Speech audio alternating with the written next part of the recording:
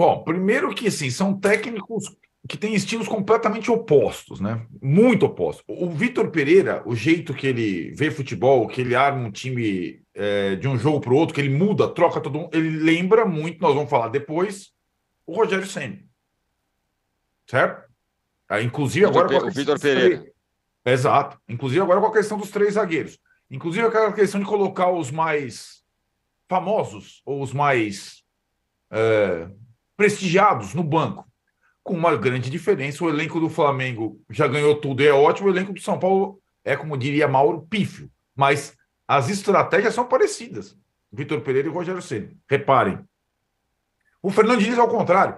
O Fernando Diniz é o único técnico brasileiro que, além de ter um estilo de jogo próprio, ele insiste numa questão que parece, no futebol atual, inconcebível, que é a repetição do mesmo time, né? Porque os times jogam muito, como disse o Trajano, jogam em lugares diferentes, e o Fernando Diniz desafia a lógica. Ele insiste praticamente na mesma escalação até que o time dele possa jogar o máximo, o fino da bola. Então, o que aconteceu? Ele foi jogar no Peru com a base do time que jogou contra o Flamengo, com o acréscimo do Marcelo, sim.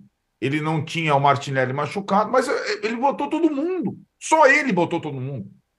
E o Fluminense tem um padrão de jogo. Quando encaixa, é muito legal. É legal de ver. E tem aquelas bravatas, aqueles bordões, né, do Diniz que são interessantes. Os caras se. Eu quero que os meus jogadores se divirtam, Divirtam. divirtam, que atuem como crianças. A questão lúdica do futebol. E aí é aquele negócio. É muito legal até você ter derrotas em momentos decisivos.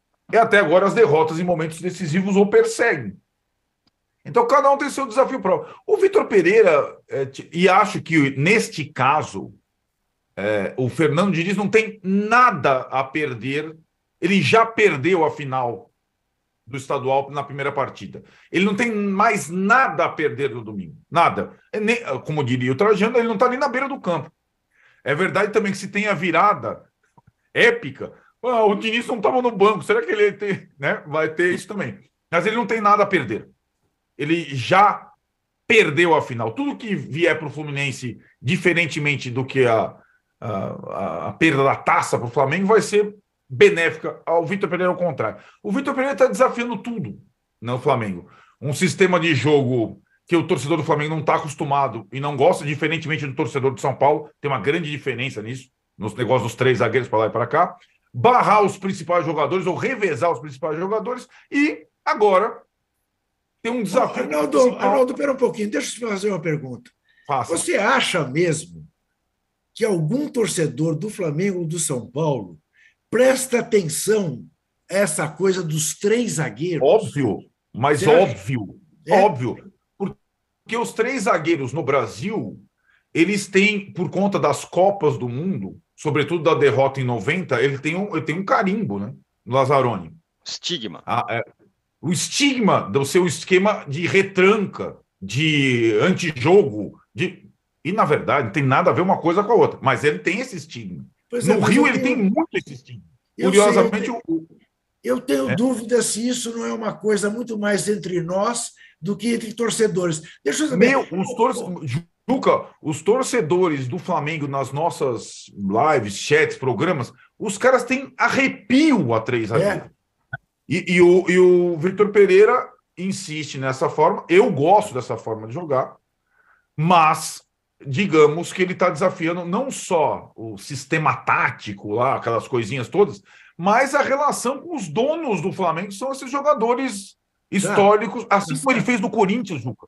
Maluco. O Vitor Pereira já deu um capítulo de um livro do futebol brasileiro. Mas veja, o que eu queria observar é o seguinte, quer dizer, quando a gente fala, o torcedor do Santos não atura um treinador que não respeite o DNA ofensivo do Santos. Um pouco, certo. Mas ele está pouco ligando se é com 3 zagueiros, se é com 4, se é com 5, ele quer que o time vá para frente. Dane-se. Agora, o que mais me chama atenção no comportamento do Vitor Pereira é que o Vitor Pereira no Corinthians era um nariz empinado e o jogador que que se adapte a ele, e no Flamengo ele é muito mais político com os jogadores. Ele tem um trato no vestiário do Flamengo que ele não tinha no Corinthians. Então, mas aí que tá. Eu acho que, sobretudo, publicamente, né? As entrevistas dele eram meio nariz empinado. Mas o método é o mesmo. Ele faz com o Gabigol o que ele fez com o Roger Guedes, sei lá o quê, né? Né? Então, ele... Mas aí que tá. Por isso que eu falo. Tem jogadores e jogadores. O Gabigol é o maior ídolo do Flamengo desde o Zico. Bom.